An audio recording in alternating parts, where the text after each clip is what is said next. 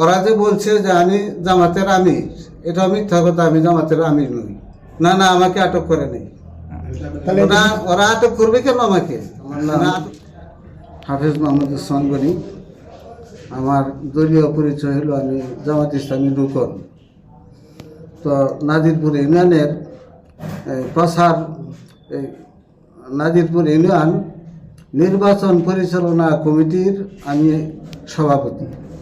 সেই হিসাবে আমি বাড়ি থেকে বের হয়েছি আমার এই এজেন্টগুলার খোঁজখবর নেওয়ার জন্য। তো প্রতিমধ্যে হরিপুর মাঝিবাড়ি মসজিদে জোহরের নামাজ আদায় করি। 7 রুট। তো নামাজ পড়ে যখন বের হয়েছি তখনই কাইয়ুম নামে একটা ছেলে, তার সাথে আরও বেশ কিছু লোক ছিল, তারা এসে আমাকে ঘিরে ফেলে এবং বিভিন্ন ধরনের মিথ্যা প্রতারণামূলক কথাবার্তা বলে যে আমি এখানে কেন আসছি, আমি ওই ভোট কেনার জন্য টাকা নিয়ে আসছি, মানুষকে টাকা দেওয়ার জন্য আসছি। আমি বললাম যে না না, এইসব তো আপনারা কী বলতেছেন।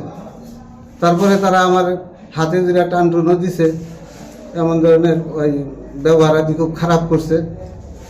তা ওরা খুবই খারাপ ব্যবহার আমার সাথে করছে। তা আমি টাকা দিতেও যাই নাই। আর ওরা যে বলছে যে আমি জামাতের আমির, এটা মিথ্যা কথা। আমি জামাতের আমির নই। না না, আমাকে আটক করে নেই। ওরা আটক করবে কেন আমাকে? আটক করার তো কিছু করি নেই। আমি তো আপনাদের সামনে বসেই আছি, আমি আটক করলাম কেমনি? হেওয়া প্রতিপন্ন করার জন্যই তারা এই কাজটা করছে। আবার এই নির্বাচনটাকে বানচাল করার জন্য তারা এই কাজটা করছে।